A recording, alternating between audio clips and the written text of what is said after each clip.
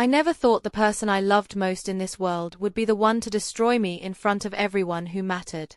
But before I tell you about that Christmas day that changed everything, before I tell you about what my 8-year-old daughter Jenny said that made my husband's face drain of all color, I need you to understand how we got there. And if you're watching this from somewhere in the world where you felt invisible in your own life, where you've been made to feel small by someone who was supposed to protect you, then this story is for you. Drop a comment and let me know where you're watching from, because what I'm about to share with you proves that sometimes the people we trust the most are capable of the deepest betrayal. My name is Sarah, and for 12 years, I believed I was living the American dream. I was 34, married to Marcus Thompson, a successful corporate lawyer who drove a BMW and wore suits that cost more than most people's monthly rent. We lived in a sprawling colonial house in Westchester County, the kind with a circular driveway and perfectly manicured lawns that screamed success to everyone who drove by. Jenny, our daughter, attended private school, took piano lessons, and had her own playroom filled with toys that most kids only dreamed about. From the outside, we were the picture-perfect family. Marcus was charming, educated, and respected in his community. I had given up my career as a marketing coordinator when Jenny was born, something Marcus insisted was best for the family. He provided for us, he said.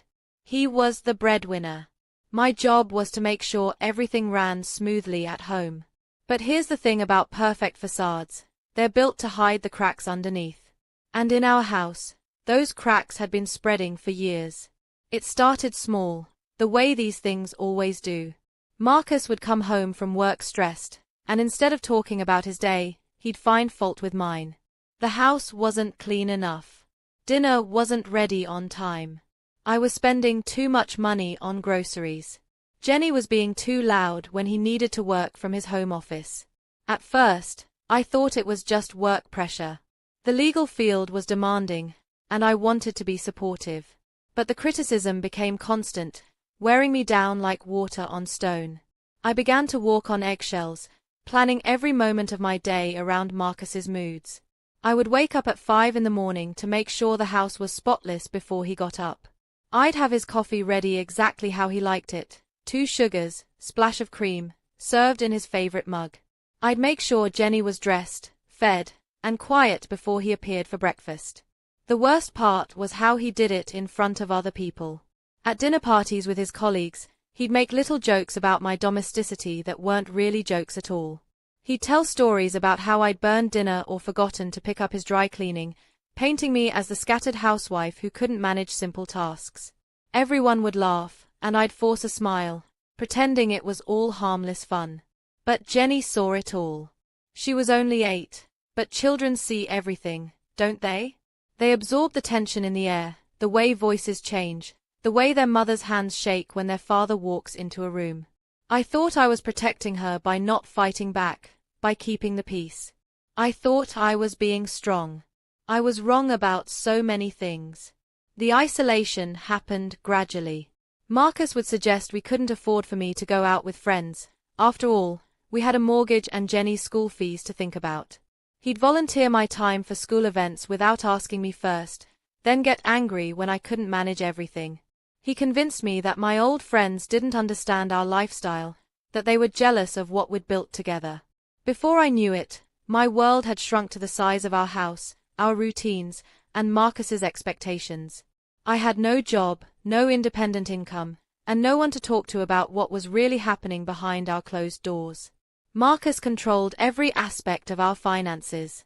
He gave me an allowance for household expenses, but I had to account for every penny. If I went over budget, even by $5, he'd lecture me about fiscal responsibility and threaten to cut back my allowance.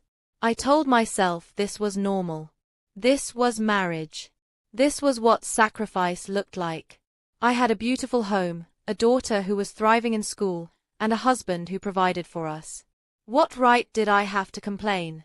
But deep down, in a place I tried to ignore, I knew something was fundamentally wrong. I felt like I was disappearing, piece by piece, day by day.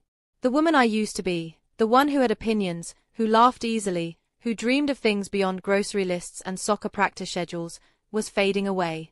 And then came that Christmas Eve, exactly 1 year before everything exploded. We were at Marcus's parents' house for their annual holiday gathering. The whole Thompson clan was there, his brothers David and Michael with their wives and kids, his parents Robert and Patricia, his aunts, uncles, and cousins. It was the kind of family gathering that looked picture-perfect from the outside, complete with a 12-foot Christmas tree and enough food to feed an army.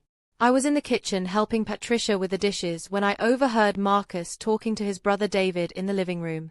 I wasn't trying to eavesdrop, but the kitchen door was slightly open, and their voices carried. "You're lucky, man," David was saying. "Sarah's got everything handled at home. Must be nice coming home to a clean house and dinner on the table every night." Marcus laughed, but there was something cold in the sound that made my blood freeze.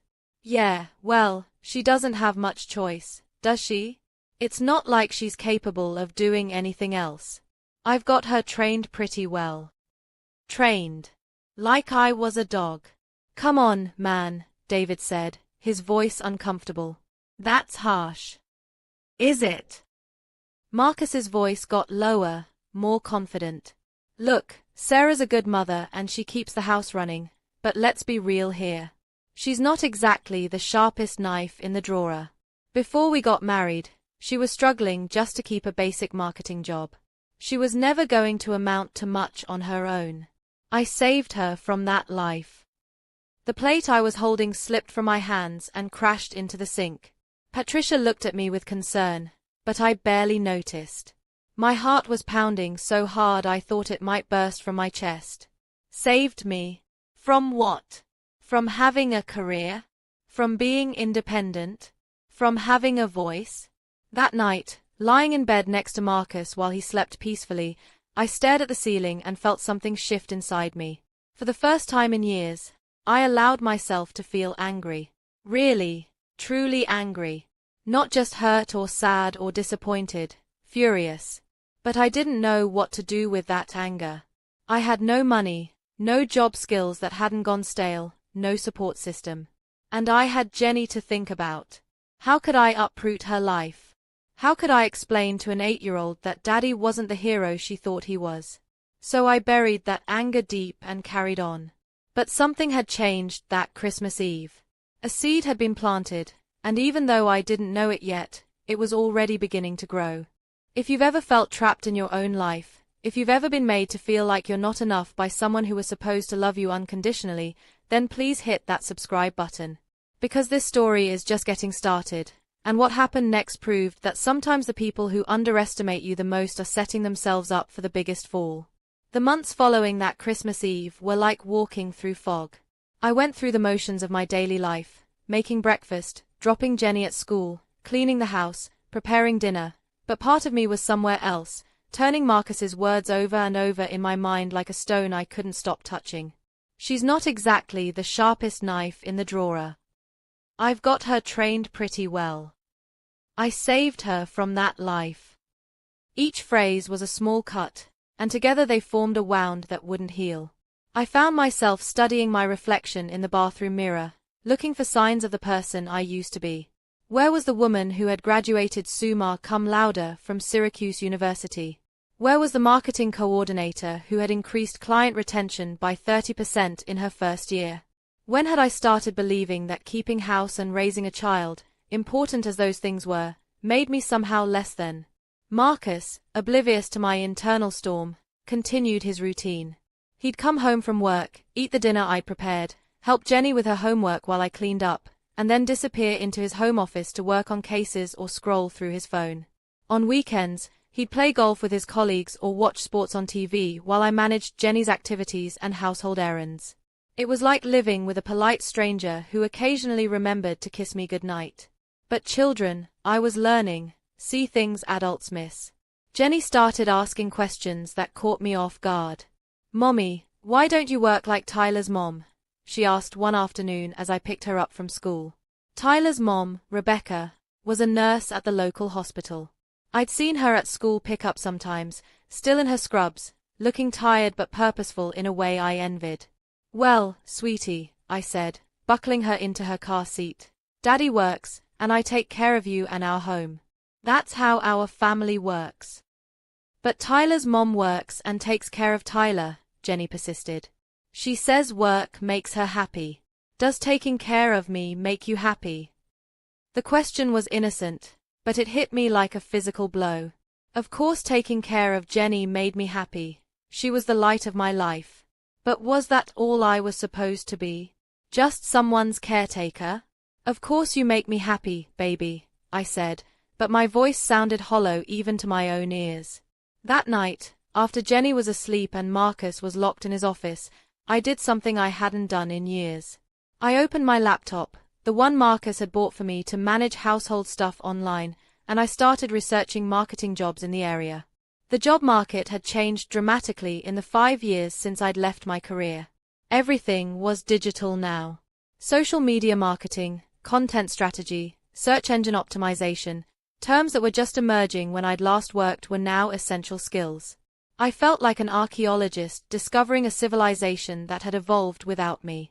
But instead of feeling defeated, I felt something I hadn't experienced in years: curiosity. I spent hours reading about new marketing techniques, watching YouTube tutorials about digital advertising, learning about platforms that hadn't existed when I'd last worked in the field.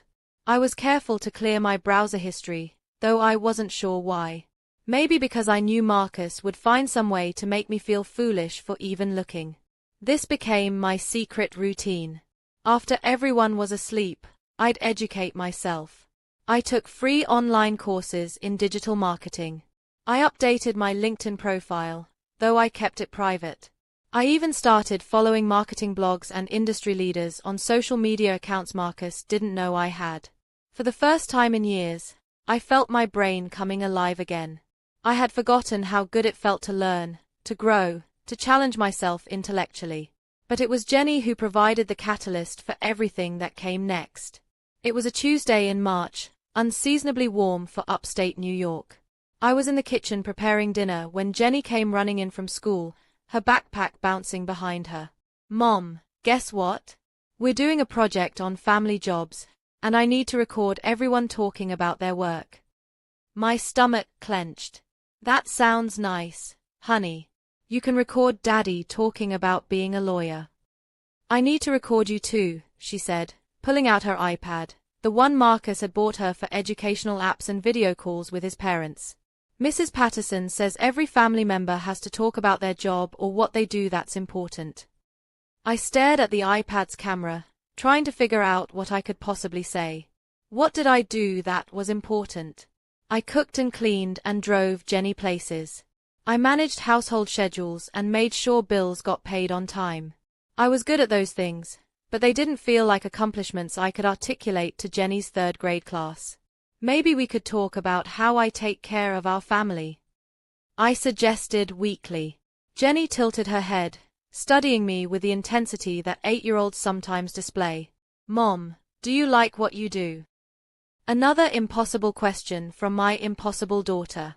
"I like taking care of you," I said, which was true but not really an answer. "But what did you do before I was born?" "Daddy says he was always a lawyer, but what were you?" I sat down at the kitchen table and pulled Jenny onto my lap. "I worked in marketing. I helped companies tell people about their products." "That sounds cool."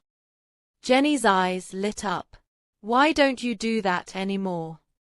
"Well, when you were born, Daddy and I decided it would be better if I stayed home to take care of you."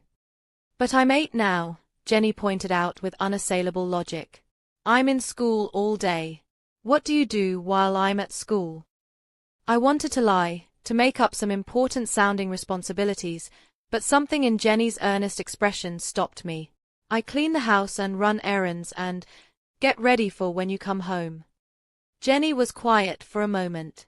Then she said, "That sounds kind of lonely." Out of the mouths of babes. That night, I couldn't sleep. I kept thinking about Jenny's questions, about the look in her eyes when I tried to explain my life to her. What kind of example was I setting for my daughter? What was I teaching her about women, about mothers, about what she could become? I got up and went to my laptop, but instead of researching marketing jobs, I found myself looking at my old college friends on Facebook. There was Michelle, who had started her own PR firm. There was Amanda, who had become a creative director at a major advertising agency in Boston. There was Lisa, who had moved to California and was working for a tech startup. All of them were married. Most of them had children. And yet they had managed to maintain careers, to grow professionally, to contribute to the world in ways that went beyond their roles as wives and mothers. How had I convinced myself that I couldn't do the same? As I scrolled through their posts, photos from work events, celebrations of promotions, articles they'd written or campaigns they'd led, I felt a familiar emotion rising in my chest. But this time, it wasn't the anger I'd felt at Christmas. It was something else. It was determination. That's when I made my first real decision in years. I was going to find a job. Not just any job, a marketing job. I was going to prove to myself, to Jenny, and yes, even to Marcus, that I was more than just someone's wife and mother. I didn't know it then, but that decision would set in motion a chain of events that would expose truths I never could have imagined. Truths that would culminate in a Christmas Day confrontation that would change all of our lives forever. But first, I had to figure out who Sarah Thompson really was underneath all those years of being what other people needed me to be. Spring became my season of secret rebellion. While Marcus was at work and Jenny was at school, I transformed our quiet house into my personal headquarters for a mission he knew nothing about, getting my life back. I started small. I updated my resume, which felt like archaeology, digging up accomplishments from a life that felt like it belonged to someone else. Marketing coordinator at Davidson and Associates, 2015 to 2019. Increased client retention by 32%. Managed social media campaigns with budgets up to $50,000. Led a team of 3 junior associates. The words looked foreign on the screen, like a language I used to speak fluently but had somehow forgotten. But as I worked on cover letters and practiced interview questions in front of my bedroom mirror, something remarkable happened. The professional vocabulary came flooding back. The confidence I'd thought was gone forever began to resurface, tentatively at first, then with increasing strength. I applied for 17 jobs in 6 weeks. The rejections came swiftly and stung more than I expected. While your background is impressive, we're looking for someone with more current experience in digital marketing. Thank you for your interest, but we've decided to move forward with other candidates. I almost gave up after the 10th rejection. I was sitting at my laptop, staring at another polite no thank you email, when Jenny came home from school. "What are you doing, Mom?" she asked, dropping her backpack by the kitchen table. "Just computer stuff," I said, closing the laptop quickly. She climbed onto the chair next to me. "Are you sad? Kids see everything, don't they? A little bit, baby. Sometimes grown-ups have to try really hard to make changes, and it doesn't always work out the way we want. Like when I couldn't ride my bike without training wheels." "Exactly like that. But you said I had to keep trying, and now I can ride all by myself," she pointed out. "Maybe you need to keep trying too." From the mouths of 8-year-olds. So I kept trying. And on a Thursday afternoon in early May, my phone rang with a number I didn't recognize. "Is this Sarah Thompson?" The voice was professional, friendly. "Yes, this is Sarah." "Hi, this is Rebecca Chen from Miller Marketing Solutions. I wanted to talk to you about the marketing specialist position you applied for." My heart started racing. Miller Marketing Solutions was a mid-sized firm about 20 minutes from my house. I'd applied for the position 3 weeks earlier and assumed it was another dead end. "I'll be honest," Rebecca continued. "Your resume caught my attention because of your retention numbers at Davidson and Associates. That's impressive work. I know you've been out of the traditional workforce for a while, but we're a growing company, and sometimes fresh perspective is exactly what we need." I was gripping the phone so hard my knuckles were white. "I'd love to discuss the position with you." "Great. Can you come in for an interview Friday afternoon? Say, 2 o'clock. Friday. Tomorrow. Marcus would be at work. Jenny would be at school." "Perfect. Yes, absolutely. I'll be there." After I hung up, I sat in my kitchen and cried. Not sad tears, tears of possibility, of hope I'd thought was dead forever. But then the practical considerations crashed over me like a wave. What would I wear? I hadn't bought professional clothes in years. My old suits were either outdated or didn't fit properly after having Jenny. How would I explain a sudden absence from the house? What if Marcus found out? The what-ifs could have paralyzed me, but something had shifted. For the first time in years, I wasn't going to let fear make my decisions for me. I told Marcus I was meeting my college friend Michelle for lunch, technically not a lie, since I'd reconnected with Michelle on LinkedIn and we'd been messaging about marketing trends. He barely looked up from his phone when I mentioned it. "Just don't be late picking up Jenny," he said. "I have a conference call at 4. The interview went better than I'd dared to hope. Rebecca Chen was in her 40s, sharp and direct in a way I admired. The Miller Marketing Solutions office was modern and energetic, full of young professionals working on campaigns for local businesses. "I'm going to be straight with you, Sarah," Rebecca said after we'd talked for 30 minutes. "Your skills are a bit dated, and you'll need to get up to speed quickly on our digital platforms. But your experience with client relationships is exactly what we need, and frankly, I'm tired of hiring 25-year-olds who know Instagram but don't understand how to actually talk to clients." She offered me the position on the spot. Part-time to start, 25 hours a week, flexible schedule, with the possibility of going full-time once I was up to speed. The salary was modest, but it was mine. Money I would earn through my own work, my own skills, my own value. I accepted immediately. "When can you start?" Rebecca asked. "Monday." She laughed. "I like your enthusiasm. Monday it is." I walked out of that office feeling like I was floating. I had a job. A real job, with real responsibilities and real compensation.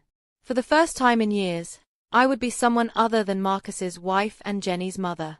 I would be Sarah Thompson, marketing specialist. But as I drove home, the euphoria began to mix with anxiety. I hadn't told Marcus I was job hunting. I'd lied about where I was going. How was I going to explain this? I decided to wait until after Jenny went to bed that night. I'd tell him about the opportunity, frame it as something that came up unexpectedly, emphasize how it would help with our finances. He was always talking about money. Surely he'd see the benefit of an additional income stream. I was so naive. "You want to do what?" Marcus was sitting in his leather chair in the living room, his laptop balanced on his knees. He'd looked up when I started talking, but now he was staring at me like I'd announced I was joining the circus. "I got a job offer," I repeated. "At Miller Marketing Solutions. It's part-time, flexible hours, and it would bring in extra income for the family." "Sarah." His voice had that patient tone he used when explaining something obvious to a child. "We've discussed this. Your job is here, with Jenny, managing our home. We don't need the money badly enough to disrupt our entire family structure. But Jenny's in school all day, and I have time." "You have time because you make time," he interrupted. "Do you know how much it would cost to pay someone else to do everything you do? The cleaning, the cooking, the errands, managing Jenny's schedule?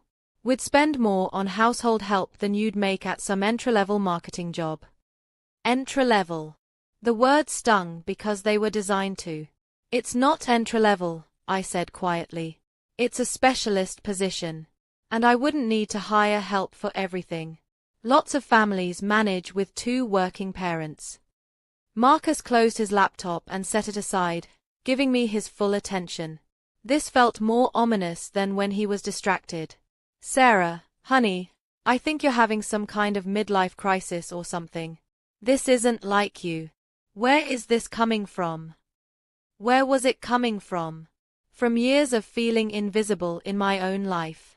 From overhearing him tell his brother I wasn't capable of doing anything else. From watching my daughter's face when she asked if I was happy. But I couldn't say any of that. "Not yet. I just think it would be good for me to work again," I said instead. "To contribute financially and professionally." "You contribute plenty," he said, but his tone suggested the conversation was over. "Look, if you're feeling unfulfilled, Why don't we plan a vacation? Or you could take up a hobby. Painting classes, maybe? Or book club. Painting classes. Like I was a bored housewife looking for ways to fill my empty days. This isn't about being bored, Marcus. It's about you not thinking through the practical implications, he said, his voice getting sharper. What happens when Jenny gets sick and needs to stay home from school? What happens when I need you to attend work functions with me? What happens when this job interferes with the life we've built? The life we've built. As if I'd been an equal partner in building it rather than a piece of furniture he'd arranged to his liking. But I could see I wasn't going to win this argument tonight. Marcus had made up his mind, and when Marcus made up his mind about something, the discussion was over. I already accepted the position, I said quietly. The silence that followed was deafening. Marcus stood up slowly, his face cycling through several emotions before settling on cold anger. Then you'll need to call them back and decline. It wasn't a suggestion. That night, lying in bed while Marcus slept beside me, I made another decision. I wasn't going to call Miller Marketing Solutions. I was going to start that job on Monday, with or without my husband's approval. I just didn't realize that decision would set off a chain of discoveries that would reveal exactly how deep Marcus's need for control really went. I became a master of deception that summer, though I told myself I was just protecting everyone's peace of mind. On Monday morning, I kissed Marcus goodbye as he left for work, waved to Jenny as she got on the school bus, and then drove to Miller Marketing Solutions to begin my new job. The lie was surprisingly easy to maintain. Marcus never asked detailed questions about how I spent my days. He'd been taking my availability for granted for so long that he didn't notice the subtle changes in my schedule. I worked from 9 to 2, Monday through Thursday, which gave me time to pick up Jenny from school and maintain the appearance that nothing had changed. I told myself this was temporary. Once I proved that I could manage both work and home responsibilities, once Marcus saw that the additional income was helpful, once I'd established myself at Miller Marketing, then I'd come clean about everything. But the job was intoxicating in ways I hadn't anticipated. Within 2 weeks, I was managing social media campaigns for 3 local businesses. Within a month, Rebecca was letting me sit in on client meetings. By July, I'd helped land the company's biggest account of the year, a regional restaurant chain that needed a complete digital marketing overhaul. "Sarah, this is excellent work," Rebecca said, reviewing the campaign proposal I'd put together for the restaurant client. "I haven't seen strategic thinking like this from someone supposedly getting back into the field. Are you sure you want to stay part-time?" The question made my chest tight with longing. I wanted to say yes, to throw myself completely into work that made me feel alive and valuable. But I also knew that expanding my hours would make it impossible to hide what I was doing. "For now," I said. "But I'm definitely interested in growing my responsibilities." "Good, because I'm thinking about promoting you to senior marketing specialist by the end of the year. The salary bump would be significant. A promotion. A title that actually meant something. Money that would give me real financial independence for the first time in years." I drove home that day feeling like I was living in 2 different worlds. The world where I was Sarah Thompson, capable professional who was making a real difference for her clients, and the world where I was Sarah Thompson, wife and mother whose primary value was keeping everyone else's life running smoothly. The cognitive dissonance was exhausting, but it was also liberating. For 4 hours a day, I got to be the person I'd thought was lost forever. But maintaining the lie required increasingly elaborate deceptions. When Marcus asked why I seemed tired, I blamed it on Jenny's summer activities wearing me out. When he noticed I was more familiar with current marketing trends than I should have been, I said I'd been reading industry blogs as a mental exercise.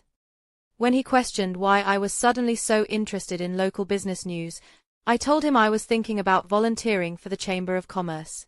Each lie felt like a small betrayal, not just of Marcus, but of myself. This wasn't who I wanted to be. Someone sneaking around, hiding parts of her life, living in constant fear of being discovered. But I couldn't stop. The job was giving me back pieces of myself I'd thought were gone forever. It was Jenny who almost exposed everything in early August. I was making dinner when she bounded into the kitchen, full of 8-year-old excitement. "Mom, guess what? Mrs. Patterson's daughter works at that place with a big M on the building downtown. She said she saw someone who looked just like you there. Isn't that funny?" My blood turned to ice. Miller Marketing Solutions was in a converted historic building downtown, and their logo was a stylized M. Mrs. Patterson was Jenny's summer camp coordinator, and apparently her daughter worked somewhere nearby. "That is funny," I managed, keeping my voice light while my heart hammered against my ribs. "There must be someone who looks like me working downtown." "That's what I said," Jenny continued cheerfully. "But she said the lady had the same car as you and everything. Maybe you have a twin you don't know about." I forced a laugh, but I was calculating frantically. How many people had seen me coming and going from the Miller building? How small was this town, really? How long before someone made a connection that would expose everything? That night, I couldn't concentrate on anything. I kept imagining scenarios where Marcus found out, through gossip at his law firm, through someone at Jenny's school, through some small-town connection I hadn't considered. The paranoia was starting to consume me, but I still couldn't bring myself to confess. The job wasn't just work anymore. It was proof that I was still capable, still valuable, still the woman I'd been before years of being diminished had nearly erased her completely. And then, in late August, I discovered something that changed everything. I was running errands on a Saturday morning when I realized I'd left my phone at home. Marcus was playing golf with his usual foursome, and Jenny was at a birthday party, so I drove back to get it before heading to the grocery store. The house was quiet when I walked in, but I could hear Marcus's voice coming from his home office upstairs. That was odd. His golf game shouldn't be over for hours, and even if it was, he wouldn't usually be taking work calls on a Saturday. But as I got closer to his office, I realized this wasn't a work call. "I know, baby, I know," he was saying, his voice soft in a way I rarely heard anymore. "I hate this too. But we have to be careful." I froze at the top of the stairs, my hand on the banister. "No, she doesn't suspect anything," Marcus continued. "Sarah's not exactly. She doesn't pay attention to things like that. She's completely focused on house stuff and Jenny." My legs felt weak. I sank down onto the top step, straining to hear more. "Of course I love you," Marcus was saying. "You know I do. This whole situation is just complicated right now. But we're going to figure it out, okay? I promise." There was a pause, and I could hear him moving around in his office. "Look, I told the guys I'd rejoin them for the back nine, so I can't talk long. But I'll see you Tuesday night, same as always. The conference runs late, so I won't be home until after 10. Conference. Marcus had been having a lot of late conferences recently. Client dinners that ran long. Weekend golf games that stretched into evening. Bar association meetings that seemed to happen more and more frequently. "I love you too," he said, and I could hear the smile in his voice. "I'll call you tomorrow." I sat on those stairs for a long time after I heard him hang up, trying to process what I'd just heard. Marcus was having an affair. My husband, who controlled every aspect of our family's life, who made me account for every penny I spent, who had convinced me that I was incapable of managing on my own, was cheating on me. The irony was almost funny. While I'd been sneaking around to start a career, he'd been sneaking around to start a relationship with someone else. But as the initial shock wore off, it was replaced by something unexpected: relief. For years, I'd been blaming myself for the distance between us, for his criticism, for the way he made me feel small and insignificant. I'd thought if I could just be a better wife, a better homemaker, a more interesting partner, then maybe he'd treat me with the respect and affection I craved. But this wasn't about my shortcomings. This was about his choices, his betrayal, his lies. And suddenly, my own lies didn't feel quite so heavy anymore. I drove to the grocery store in a daze, my mind racing through implications and possibilities. How long had this been going on? Who was she? Did anyone else know? But more importantly, what was I going to do about it? That night, as I lay in bed next to my cheating husband, I realized that everything had shifted.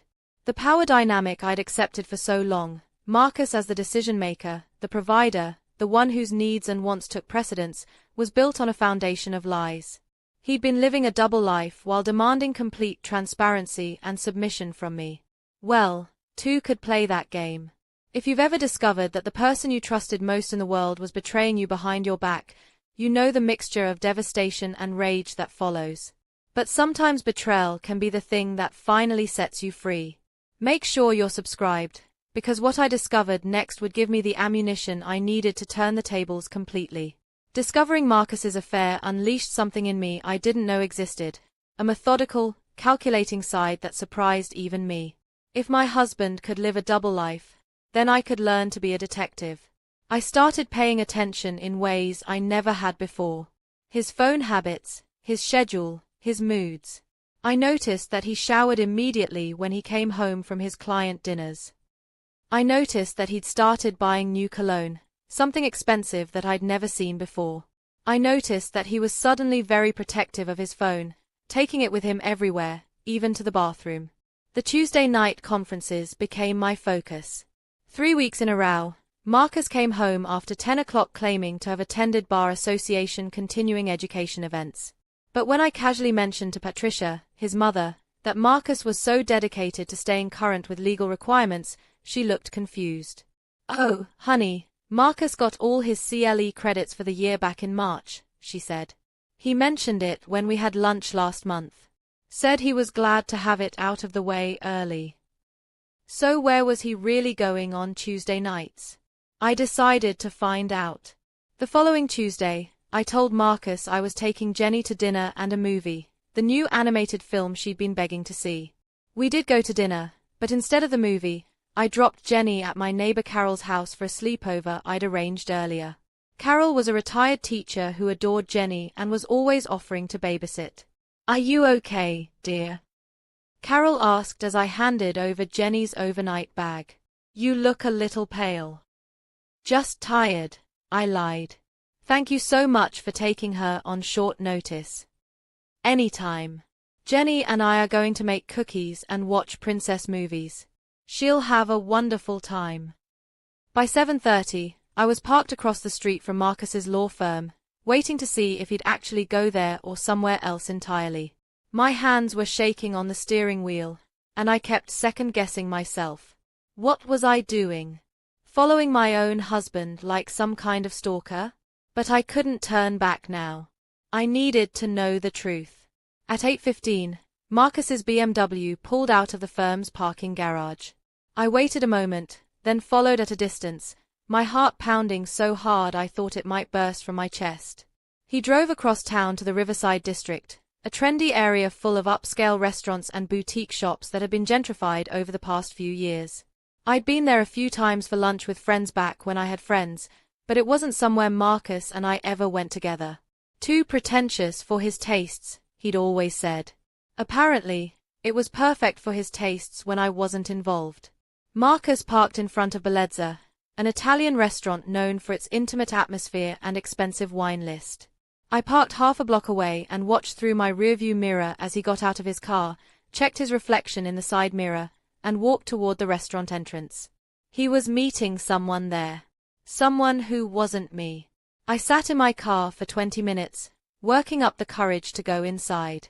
Finally, I walked into Bellezza and asked for a table, claiming I was waiting for a friend who was running late. The hostess seated me at a corner table with a partial view of the main dining room. And there he was. My husband of 12 years, sitting across from a woman I'd never seen before. She was beautiful in a way that made my stomach clench with inadequacy.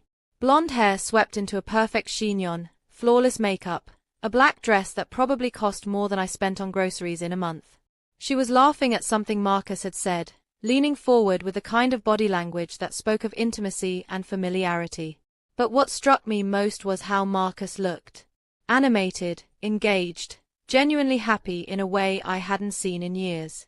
This was the man I'd fallen in love with in college. Charming, attentive, present. When had he stopped looking at me like that? I watched them for over an hour, pretending to read the menu while my world quietly fell apart. They touched hands across the table. She fed him a bite of her dessert. When they got up to leave, he put his hand on the small of her back in a gesture that was both protective and possessive. I followed them outside from a distance and watched as they walked to a silver Mercedes parked near Marcus's BMW. They kissed beside her car, not a peck goodbye, but a real kiss, the kind that spoke of longing and promises.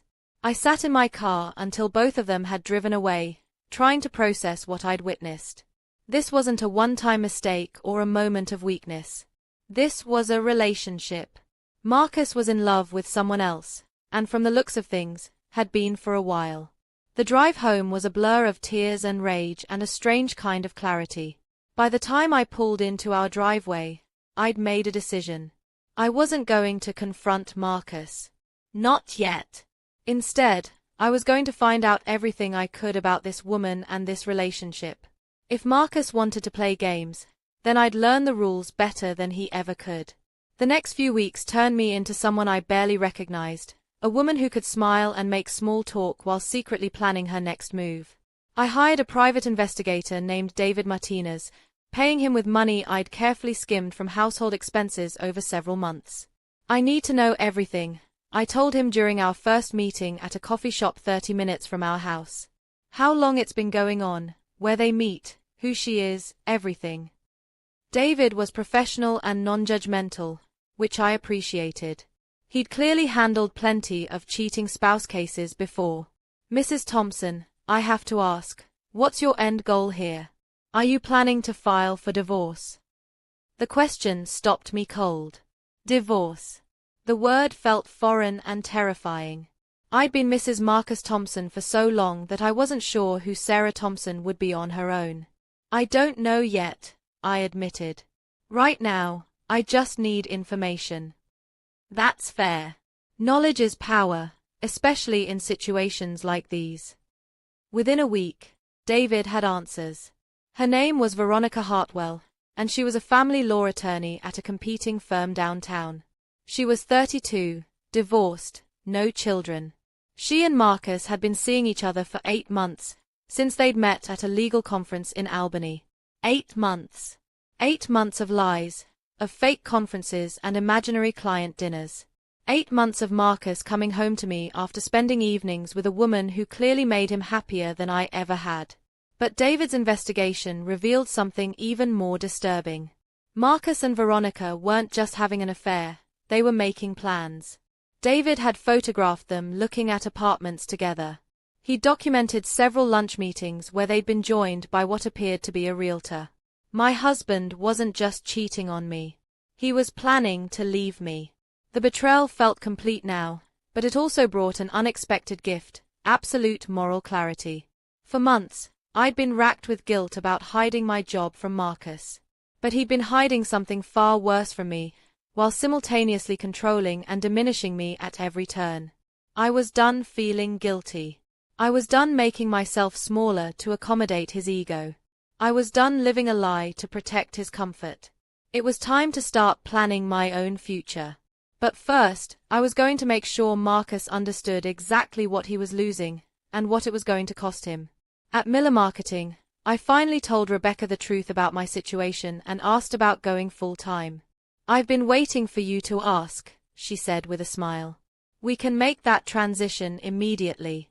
And Sarah, I'm sorry you've been dealing with all this while doing such excellent work. That takes real strength. Strength. When was the last time someone had described me that way? That night, as I served Marcus the dinner I'd prepared, pot roast with roasted vegetables, his favorite, I studied his face as he told me about his day. He was so comfortable in his deception, so confident that I was too naive and trusting to ever figure out what he was really doing. He was about to learn just how wrong he was. But I had to be smart about this. I had one chance to get this right, and everything, my future, Jenny's future, our financial security, depended on timing and strategy. I just didn't know that the perfect opportunity would come wrapped in Christmas ribbon, or that my 8-year-old daughter would be the one to deliver the final blow. The months leading up to Christmas became a careful dance of preparation and pretense. On the surface, everything looked normal. I decorated the house with the same red and gold theme Patricia had always favored for Thompson family gatherings. I bought presents, planned menus, and coordinated with Marcus's relatives about who was bringing what dishes. But underneath the holiday preparations, I was orchestrating something entirely different. My full-time position at Miller Marketing had given me financial independence I hadn't experienced in years. I was making enough money to support myself and Jenny, though I was careful to keep most of it in a separate account Marcus knew nothing about. I told him the job was just temporary holiday help, extra income for Christmas presents. The lie came so easily now that it scared me sometimes. David Martinez continued his surveillance, documenting Marcus and Veronica's relationship with the thoroughness of a court reporter. They were meeting 3 times a week now, alternating between her apartment and various restaurants around the city. David had even captured photos of them shopping together at an upscale furniture store, clearly planning their future home. But the most damaging evidence came in early December, when David managed to record a conversation between Marcus and Veronica at a wine bar downtown. The audio quality wasn't perfect, but it was clear enough to understand what they were discussing. "I can't keep doing this much longer," Marcus was saying. "Living a double life is exhausting." "I know, baby," Veronica replied. "But you said after the holidays. We agreed to wait until after Christmas." "I just hate lying to Jenny every day. She's asking why I'm not around as much, and I can't keep making up excuses." My heart twisted at hearing him express concern for Jenny while simultaneously planning to abandon our family. "It'll be easier once everything's out in the open," Veronica continued. "And honestly, from what you've told me about Sarah, she'll probably be relieved. It sounds like you two have been unhappy for years." "Sarah doesn't really notice much beyond her daily routines," Marcus said with a dismissive laugh. "She'll be shocked initially, but she's not exactly equipped to handle life on her own. I'll probably end up paying alimony for years just to keep her afloat." Not equipped to handle life on my own. The phrase echoed everything he'd been telling me, and himself, for years. But the next part of the conversation made me understand just how calculating Marcus had become. "The house is in both our names, but I've been the only one contributing to the mortgage for 12 years, he continued. "My lawyer says that with Sarah having no income and no career prospects, I should be able to keep most of our assets. Especially if I can demonstrate that I was the sole financial provider." No income. No career prospects. Marcus had no idea that I'd been working full-time for months, building a case for my own financial independence. "What about custody?" Veronica asked. "Joint custody, probably, but Jenny spends most of her time with me anyway when I'm home. She's a good mother, but she's not exactly dynamic. Jenny needs stability and opportunities, and I can provide those better than Sarah can." I had to pause the recording there, my hands shaking with rage. Marcus was planning to take Jenny from me, to convince a court that I was an unfit mother because I'd been the one staying home to raise our daughter while he built his career. The irony was breathtaking. My sacrifice, giving up my career to support his ambitions and raise our child, was going to be used as evidence against me. But Marcus had made one crucial mistake in his calculations. He'd underestimated me so completely, so consistently, that he'd never considered the possibility that I might be capable of planning too. As Christmas approached, I finalized my own strategy. I consulted with a divorce attorney, not just any attorney, but one of the best family law lawyers in the state, recommended by Rebecca's sister who'd gone through her own ugly divorce 2 years earlier. Margaret Chen, no relation to Rebecca, was everything Marcus probably expected in a legal opponent, sharp, thorough, and completely unimpressed by his reputation in the local legal community. "You've documented everything beautifully," she said, reviewing the evidence David had collected. "The affair, the financial planning, the conversations about custody. But this recording where he discusses hiding assets and manipulating the divorce proceedings, this is gold." "What about Jenny?" I asked. "He's going to fight me for custody. Based on what you've shown me, he doesn't have a leg to stand on. You've been the primary caregiver for 8 years, you now have stable employment and your own income, and we have evidence that he was planning to leave the family. No judge is going to award primary custody to a man who abandoned his responsibilities to conduct an affair." Margaret was expensive, but I was willing to spend every penny I'd saved to protect my daughter and secure our future. "When do you want to file?" she asked. "After Christmas," I said. "There's going to be a family gathering, and I want Marcus to have one last moment of thinking he's in control of everything." Margaret raised an eyebrow. "That's either very mature or very calculated of you." "Maybe both," I admitted. What I didn't tell Margaret was that I had something even better planned for Christmas Day. Something that would expose Marcus's lies in front of his entire family, the same family that had always seen me as the lucky woman who'd been saved from mediocrity by their successful son and brother.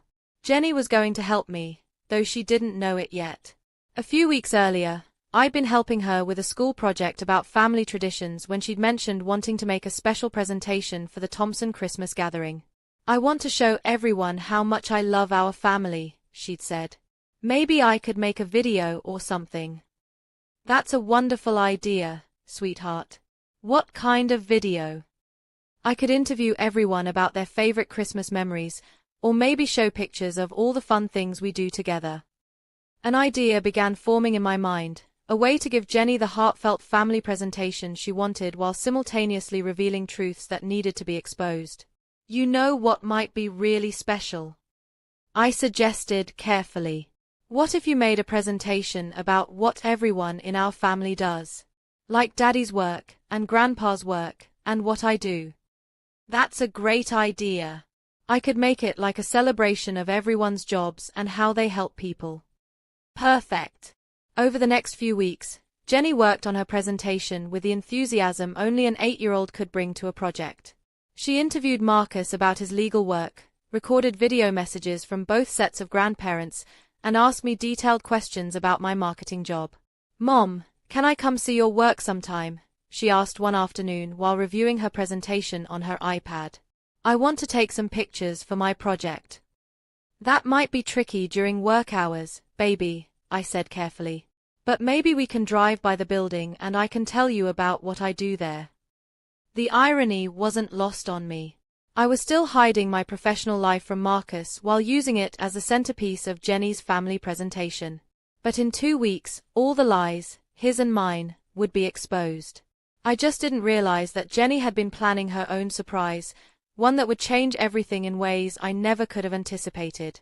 Christmas Eve arrived with unseasonable warmth, as if even the weather was preparing for the storm that was coming. As I wrapped the last of Jenny's presents and listened to Marcus talking on the phone in his office, probably saying goodnight to Veronica, I felt a strange sense of calm. Tomorrow, everything would change. Our perfect facade would finally crumble, and for the first time in years, everyone would see exactly who Marcus Thompson really was. But I never imagined that the moment of truth would come in the form of 4 simple words from an 8-year-old girl with an iPad and the courage to speak up when the adults around her failed to do what was right.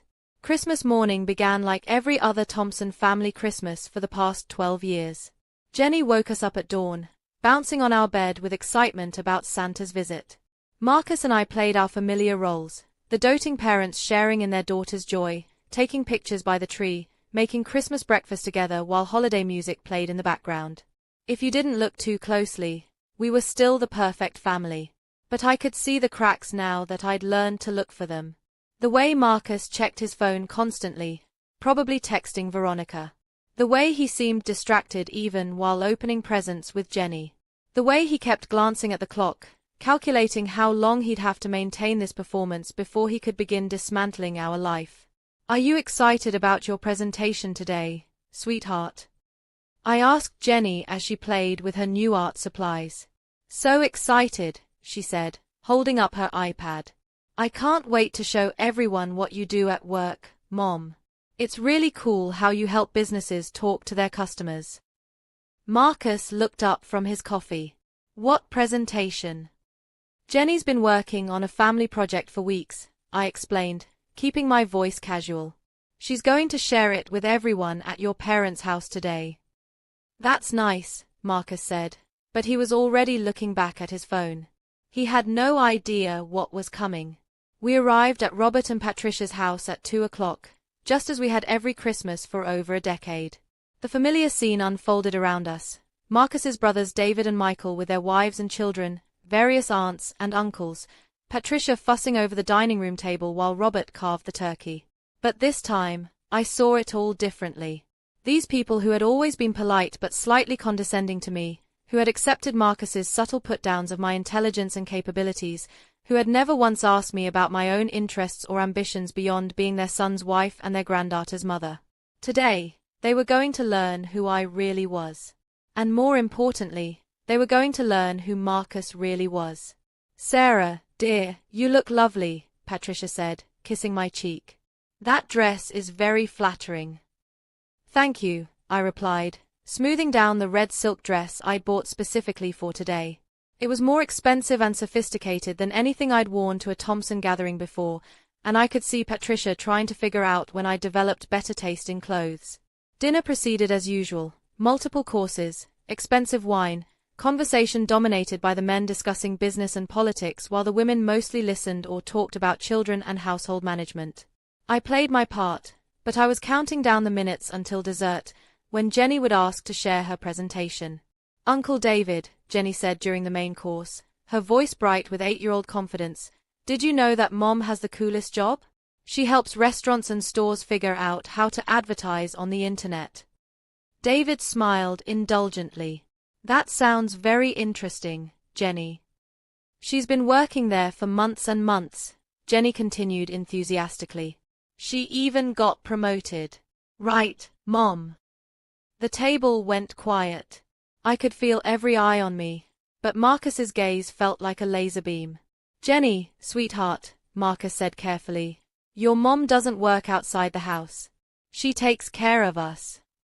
"But she does work," Jenny insisted. "I've seen her building. It has a big M on it, and she goes there every day when I'm at school, Anne." "Jenny." Marcus's voice was sharp now, the tone he used when he wanted to end a conversation immediately. "That's enough." But Jenny wasn't intimidated by her father's tone the way I'd learned to be. "I'm not making it up, Daddy. Mom works at Miller Marketing Solutions and she's really good at her job, Anne." "Enough." Marcus's voice cut through the dining room like a blade. Jenny's eyes went wide with surprise and hurt. The entire table stared at him, shocked by the sudden aggression toward his 8-year-old daughter. "Marcus," Patricia said quietly, "there's no need to shout." "I'm sorry," he said, but his jaw was tight with barely controlled anger. "I just don't want Jenny spreading stories." "They're not stories," Jenny said, her voice smaller now but still defiant. "Mom really does work. She even has business cards." And that's when I knew I couldn't hide anymore. Not from Marcus, not from his family, not from anyone. "She's right," I said quietly. The silence that followed was deafening. "What?" Marcus stared at me as if I'd spoken in a foreign language. "Jenny's right.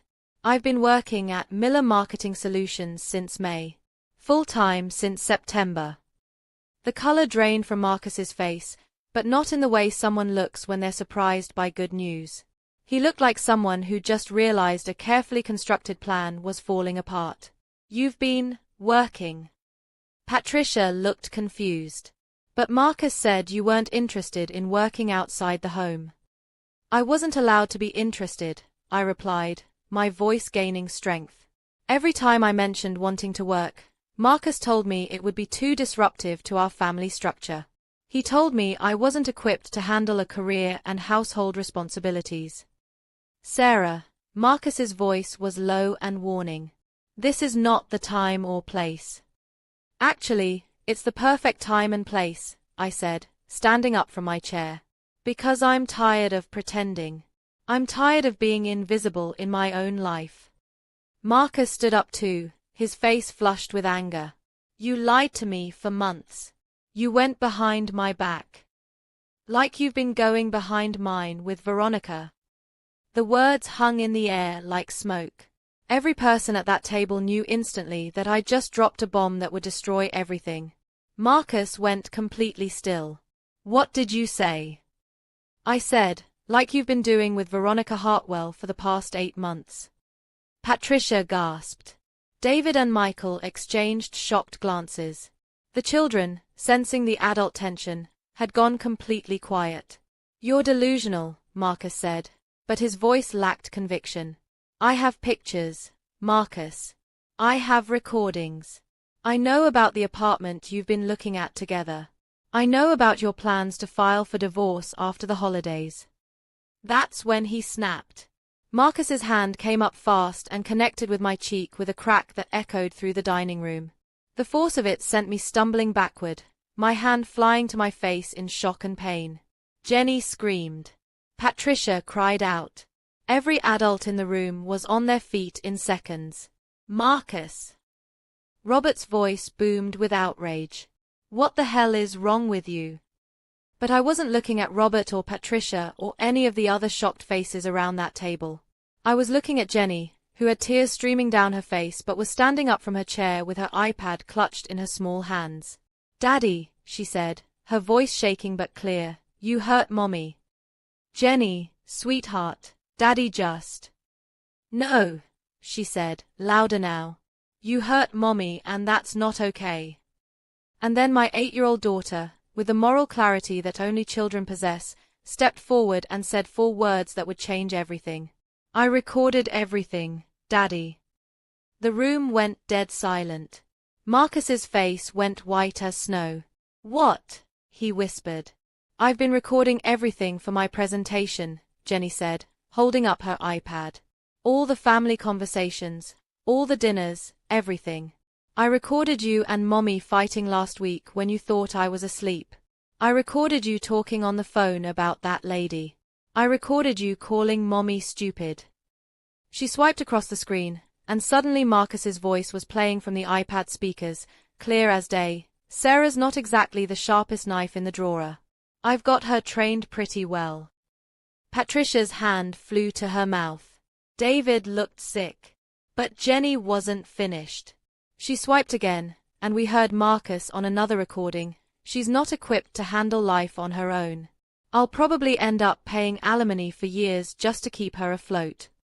"Stop!" Marcus lunged forward, reaching for the iPad, but David caught his arm. "Don't you dare," David said firmly. "Don't you dare touch her." Jenny continued, tears streaming down her face but her voice steady. "I recorded everything because I wanted to make a nice presentation about our family. But Daddy's been mean to Mommy for a long time, and now he hit her, and that's not what daddies are supposed to do." The recording continued playing, Marcus's voice filling the silent room with more evidence of his contempt, his affair, his plans to destroy our family. And that's when I realized that my daughter had just handed me the most powerful evidence I could ever need. Not just for a divorce, but for custody, for justice, for truth. Marcus was staring at Jenny with a mixture of horror and fury, as if he couldn't believe his 8-year-old daughter had outsmarted him. "You little," he started toward her again, but this time I stepped between them. "Touch her and I'll call the police," I said, my voice deadly calm despite the handprint burning on my cheek. Robert stepped forward, his face red with anger. "Get out. Dad." "Get out of my house," Robert roared. "Get out now." As Marcus gathered his things and headed for the door, he turned back to look at Jenny one more time. "You have no idea what you've done," he said to her. But Jenny, my brave, brilliant 8-year-old daughter, looked right back at him and said, "Yes, I do, Daddy. I told the truth." And in that moment, I knew that everything was going to be different now. The truth was out, recorded and witnessed, and there was no going back. But I had no idea that the hardest part was still ahead of us. The silence after Marcus left was deafening.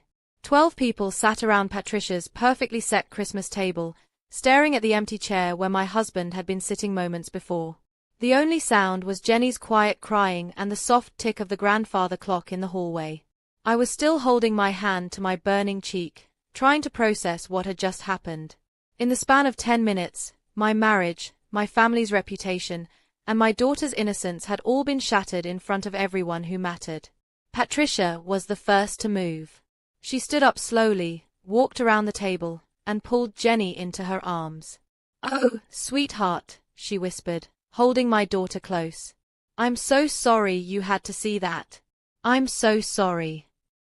Robert cleared his throat, his voice rough with emotion. Sarah, we had no idea. We never knew Marcus was. He couldn't finish the sentence. It's okay, I said quietly, though nothing felt okay. No, it's not okay, David said firmly. None of this is okay. Marcus hitting you, the way he's been treating you, what Jenny just revealed, none of it is okay. I looked around the table at these people who had been my extended family for 12 years. Patricia, who had always been polite but never warm. Robert, who had treated me like a pleasant accessory to his successful son. David and Michael, who had witnessed their brother's subtle cruelty to me but never said anything. But now I saw something different in their faces. Shame, guilt, and something that looked like respect.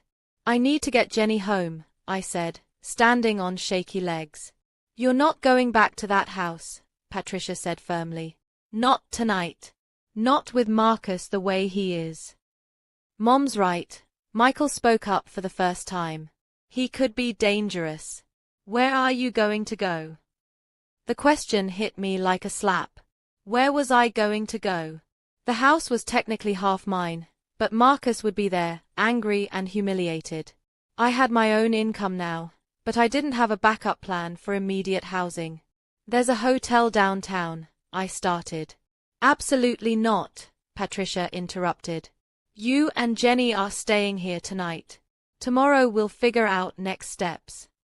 I wanted to argue, to maintain some dignity and independence, but the truth was that I was scared. Not just of Marcus's anger, but of what came next. How do you rebuild a life that's been completely demolished in a single evening? Jenny pulled away from Patricia and came to me, wrapping her small arms around my waist. I'm sorry, Mommy, she whispered. I didn't mean to make Daddy so mad. I knelt down to her level, taking her face in my hands. Baby, listen to me very carefully. You did absolutely nothing wrong. You told the truth, and telling the truth is always the right thing to do, even when it's scary. But Daddy hit you because of what I said. No, sweetheart. Daddy hit me because he was angry about being caught doing wrong things. That's not your fault. That's never your fault. But even as I said the words, I could see the guilt and confusion in Jenny's 8-year-old eyes. She was going to need help processing all of this, probably professional help. Another item for my growing list of things to figure out. The rest of the evening was surreal. Patricia and her daughters-in-law cleaned up Christmas dinner while I sat with Jenny in the living room, trying to explain what would happen next in terms an 8-year-old could understand. Are you and Daddy getting divorced? She asked bluntly. Kids always cut straight to the heart of things, don't they? Yes, sweetheart. I think we are. Because of the lady on the phone. That's part of it. But also because Daddy and I haven't been happy together for a long time, and sometimes when people aren't happy together, it's better for everyone if they live in different places. Will I still see Daddy? Of course. Daddy loves you very much, and you'll still spend time with him. We just need to figure out new arrangements. I hoped that was true. After what had happened tonight, I wasn't sure what Marcus was capable of. Around 10 o'clock, Patricia knocked on the guest room door where I was helping Jenny get ready for bed. Sarah, honey, there's someone here to see you. I went downstairs to find Margaret Chen, my divorce attorney, standing in the Thompson family foyer. She was still in her Christmas dinner clothes, but she had her briefcase with her and the focused expression of someone ready to work. I got your message, she said. I came as soon as I could. I had called her from Patricia's bathroom about an hour earlier, leaving a voicemail that simply said, "Everything's blown up. I need help." Margaret listened while I recounted the evening's events, taking notes and occasionally asking clarifying questions. When I mentioned Jenny's recordings, her eyes lit up with professional interest. Those recordings could be incredibly valuable, she said, both for the divorce proceedings and for establishing a pattern of emotional abuse. Is the iPad secure? It's upstairs with Jenny. Good. Don't let it out of your sight. And Sarah, we need to file an emergency order of protection first thing tomorrow morning. Marcus assaulting you in front of witnesses changes everything. An order of protection. The phrase made everything feel real in a way it hadn't before. I wasn't just getting divorced, I was fleeing an abusive situation. How had I not seen it clearly before?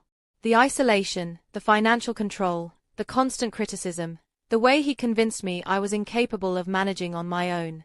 It had all been abuse, carefully disguised as concern and support. What about custody? I asked. After tonight? After he struck you in front of his own family? I don't think Marcus is going to get anything close to the arrangement he was planning. Margaret stayed for another hour, outlining immediate steps and longer-term strategy. By the time she left, I had a plan, not just for surviving the next few days, but for building a new life for Jenny and myself. That night, lying in Patricia's guest bed with Jenny curled up beside me, I stared at the ceiling and tried to process the whirlwind of emotions coursing through me.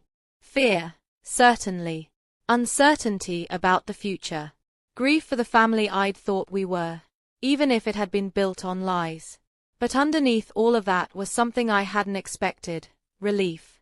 For the first time in years, I didn't have to pretend. I didn't have to make myself smaller or quieter or more accommodating. I didn't have to walk on eggshells or manage someone else's moods. The truth was out, messy and painful as it was. And somehow, that felt like freedom. The next morning, Christmas Day dawn brought a text from Marcus: "We need to talk. Come home." I showed it to Margaret when she arrived at 8 a.m. with coffee and legal documents. "Absolutely not," she said. "You're not going anywhere near him without legal protection in place." By noon, we had filed for an emergency order of protection and temporary custody. By evening, Marcus had been served with papers that barred him from contacting Jenny or me except through attorneys. The war had officially begun. But as Jenny and I settled into Patricia's guest room for our second night there, I realized that for the first time in years, I wasn't afraid of fighting. I was ready to win. The weeks following Christmas were a blur of legal meetings, temporary housing arrangements, and the slow, painful process of untangling 12 years of shared life. Marcus had to move out of our house while the protective order was in place, which gave Jenny and me the chance to return home and begin sorting through the wreckage of our family. But it was the discovery I made in his home office that finally showed me the full scope of Marcus's deception. I was packing up his personal items. The court order required me to box his belongings for pickup, when I found a manila folder hidden behind a filing cabinet. Inside were bank statements for accounts I'd never seen before, credit card bills for expenses I knew nothing about, and most damning of all, receipts for jewelry, dinners, and weekend trips that had obviously been spent on Veronica.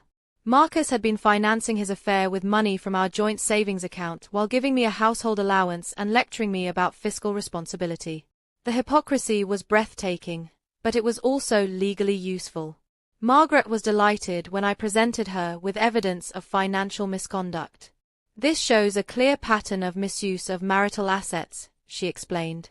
"Combined with Jenny's recordings and the assault witnessed by his entire family, we're looking at a very favorable outcome for both divorce settlement and custody." But the legal victories, satisfying as they were, couldn't shield Jenny from the emotional fallout. My daughter was struggling with the destruction of her family, despite my efforts to help her understand that none of this was her fault. She'd grown quieter, more clingy. She had nightmares about the Christmas dinner, about her father's anger, about the moment everything exploded. I'd found her a child psychologist, Dr. Amanda Rodriguez, who specialized in helping kids navigate family trauma. "Jenny feels responsible for exposing the family secrets," Dr. Rodriguez explained after their third session. "It's very common for children to feel guilty about telling the truth when it leads to painful consequences." "How do I help her?" I asked. "Keep reinforcing that she did the right thing. Children need to know that truth-telling is valued, even when it's difficult. And Sarah, you need to take care of yourself too. Jenny's recovery depends partly on seeing you heal and thrive." Dr. Rodriguez was right. I was so focused on protecting Jenny from the aftermath of our family's implosion that I'd barely processed my own trauma. For years, I'd been systematically diminished, controlled, and emotionally abused. The physical slap on Christmas Day was just the culmination of years of psychological violence. But healing would have to wait. First, I had a war to win. The divorce proceedings moved faster than I'd expected. Marcus's legal team tried every strategy they could think of, claiming I was an unfit mother because I'd deceive him about working, arguing that my employment was proof of abandoning my family responsibilities, even suggesting that I'd manipulated Jenny into recording private conversations. None of it worked. Jenny's recordings were devastating.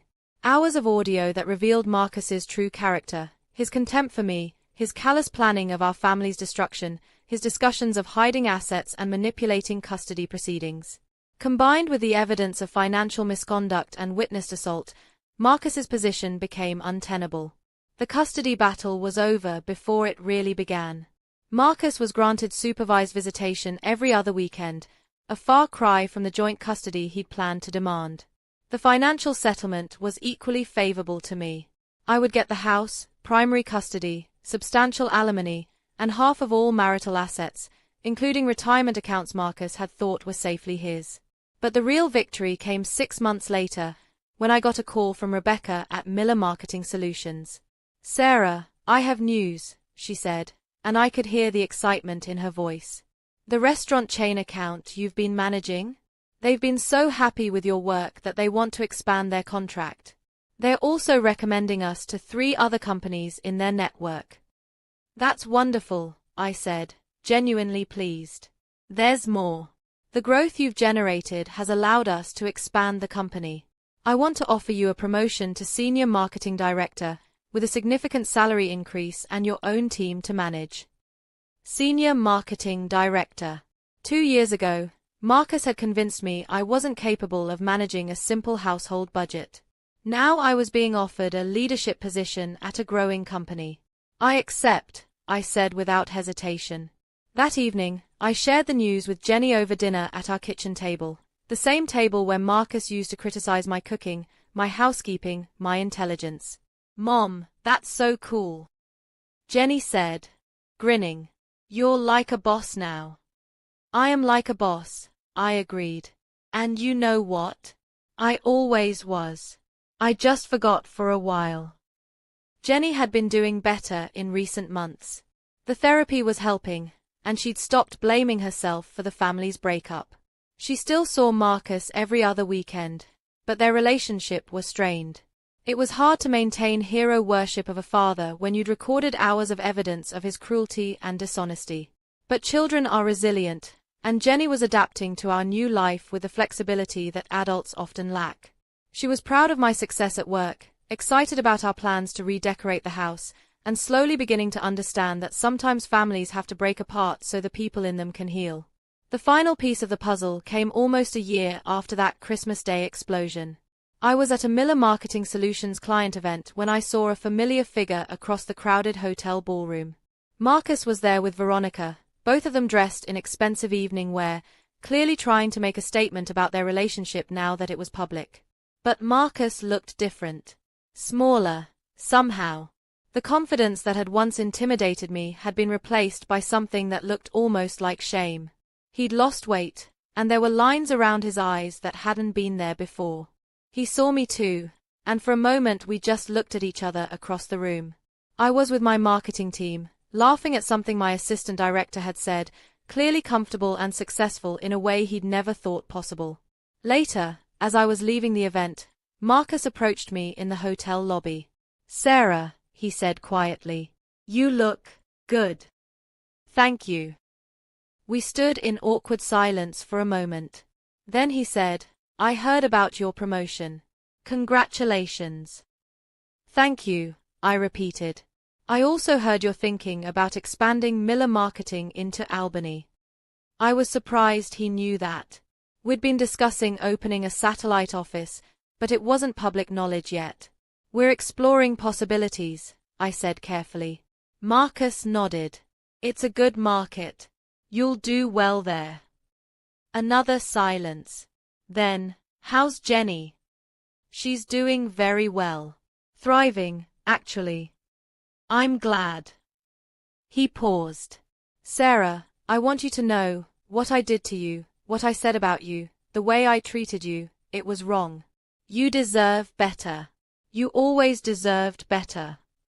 It was the closest thing to an apology I'd ever gotten from him, and it came about a year too late. "Yes," I said simply. "I did." Marcus nodded again, looking like he wanted to say more but couldn't find the words. Finally, he just said, "Take care of yourself, Sarah." "I intend to." As I watched him walk away, I realized I felt nothing. Not anger, not satisfaction, not even pity. Marcus had become irrelevant to my life, just another chapter in a story that was still being written. The real victory wasn't the divorce settlement or the custody agreement or even my professional success, satisfying as those things were. The real victory was that I'd found myself again. The woman who had disappeared somewhere along the way, diminished by criticism, silenced by control, convinced of her own inadequacy, had clawed her way back to the surface. And she was stronger than ever. But there was one more surprise waiting for me, one final twist that would show me just how far I'd come and how much my life had changed. 2 years after that Christmas day that changed everything, Jenny and I were hosting our own holiday gathering. Not the formal, tense affair that had characterized Thompson family Christmases, but something warmer and more authentic. Our guests included Rebecca and her family from Miller Marketing, Dr. Rodriguez and her partner, some of Jenny's friends from school and their parents, and surprisingly, Patricia and Robert Thompson. Marcus's parents had reached out to me 6 months after the divorce was finalized. They'd asked if they could maintain a relationship with Jenny and, by extension, with me. It had been awkward at first. They were still processing their own guilt about not seeing Marcus's behavior for what it was, but gradually, we'd built something new. "Sarah, this lasagna is incredible," Patricia said, helping me clear plates from our dining room table. "Where did you learn to make it?" "Online cooking class," I admitted with a laugh. "Turns out I have time to learn new things now that I'm not spending all my energy walking on eggshells." Patricia's face fell slightly. "I'm sorry we didn't see it," she said quietly. "I'm sorry we didn't protect you." "You couldn't protect me from something I didn't even recognize myself," I said, meaning it. "But you're here now, and that matters." Later that evening, after most of the guests had gone home, I found Jenny in her room working on her laptop, a Christmas gift that she'd specifically requested for her business projects. At 10 years old, she was already showing entrepreneurial instincts that reminded me of myself at that age, before I'd learned to make myself smaller. "What are you working on, sweetheart?" I asked, sitting on her bed. "A presentation for school about women in business," she said, turning the laptop so I could see her screen. "I'm using you as one of my examples." The presentation was titled Women Who Changed Their Lives, and featured slides about female entrepreneurs, executives, and professionals who had overcome obstacles to achieve success. Jenny had included a section about me, with photos from Miller Marketing events and a timeline showing my career progression. "Mom, can I ask you something?" Jenny said, closing the laptop. "Of course." "Do you ever miss Daddy?" It was a question she'd asked several times over the past 2 years, and I'd always tried to answer honestly while being age-appropriate. "I miss the good parts of our family," I said. "I miss the idea of having a complete family. But I don't miss feeling scared or small or invisible. And I don't miss the person I was when I was trying so hard to make Daddy happy that I forgot how to make myself happy." Jenny nodded thoughtfully. "I don't really miss living with Daddy," she said. "He's nicer when I visit him now, but it feels fake. Like he's pretending to be someone else." Kids see everything, don't they? "Do you know what I learned from all of this?" I asked her. "What?" "That sometimes the worst thing that happens to you can also be the best thing. If Daddy hadn't been so mean, if you hadn't been brave enough to record those conversations, if Christmas hadn't exploded the way it did, I might still be pretending to be someone I'm not." "So you're glad it happened?" I considered the question carefully. "I'm glad about who we became because of it. I'm glad you got to see that telling the truth is always the right choice, even when it's hard. I'm glad I remembered that I'm strong and capable and worthy of respect. I'm glad we found out what real family looks like." Jenny smiled, the kind of smile that lit up her entire face. I like our life now. Me too, baby. Me too. The next morning, Christmas Day, Jenny and I were having breakfast when my phone rang. The caller ID showed Rebecca's name. I'm sorry to call on Christmas, Rebecca said when I answered, but I have news that couldn't wait. What's going on? Do you remember the pharmaceutical company we pitched last month? The big account that would let us expand to 3 new cities. Of course. It was the biggest potential contract in Miller Marketing's history, the kind of account that would transform us from a regional firm to a major player in the marketing industry. They called yesterday. We got it. Sarah, we got the account.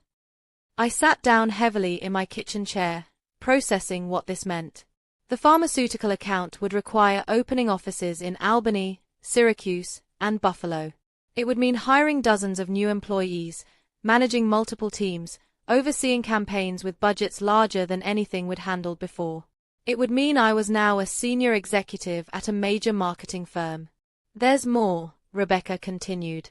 They specifically requested you as the lead account manager. Apparently, your reputation in the industry has reached their corporate headquarters. They want Sarah Thompson running their campaigns. Sarah Thompson. Not Marcus's wife, not Jenny's mother, not the woman who used to struggle with simple household management. Sarah Thompson, marketing executive, business leader, someone whose professional reputation preceded her. I accept, I said, without hesitation. That afternoon, as Jenny and I walked through our neighborhood looking at Christmas decorations, I found myself thinking about the woman I'd been 3 years ago. The woman who thought her only value was in keeping other people comfortable. The woman who had convinced herself that being a good wife meant disappearing entirely. I thought about Marcus, too, and wondered if he ever realized what he'd lost. Not just a wife who'd maintained his home and raised his child, but a partner who could have been his equal if he'd ever allowed it. But mostly, I thought about the future. About the pharmaceutical account and the new offices and the team I'd be building. About Jenny growing up seeing her mother as a successful professional rather than a diminished dependent. About the example we were setting for other women who might be trapped in situations like mine had been. Mom, Jenny said, interrupting my thoughts, can I tell you something? Always. I'm proud of you. The words hit me harder than I expected. In all the years of my marriage, I'd never heard those words. Marcus had never been proud of me. He'd seen me as a project to be managed, not a person to be celebrated. I'm proud of you too, sweetheart, I said. You were the bravest person in that room that Christmas Day. Do you think other people need to hear our story? Jenny asked. Like other moms who might be scared like you were. Out of the mouths of babes. Maybe they do, I said. Maybe they need to know that it's possible to change their lives, even when it seems impossible. As we walked home in the gathering dusk, Christmas lights twinkling in windows around us, I realized that Jenny was right. Our story wasn't just about one family's implosion and reconstruction. It was about the possibility of transformation, the power of truth, and the strength that can emerge from the ashes of what you thought your life was supposed to be. 3 years ago, I was a woman who believed she was incapable of surviving on her own. Today, I'm running marketing campaigns for Fortune 500 companies and raising a daughter who knows her own worth. If you've ever felt trapped in your own life, if you've ever been made to feel small or incapable or invisible, I want you to know something. You are stronger than you realize. You are more capable than anyone has ever told you. And sometimes, the worst thing that happens to you can become the catalyst for the best life you never imagined possible. Thank you for listening to our story. Thank you for being part of this community. And remember, your voice matters, your truth matters, and you have more power to change your life than you know. Hit that subscribe button if this story resonated with you, and let me know in the comments. Where are you watching from, and what truth do you need the courage to tell? Because sometimes, 4 words from a 10-year-old girl with an iPad can change everything. And sometimes, that's exactly what the world needs.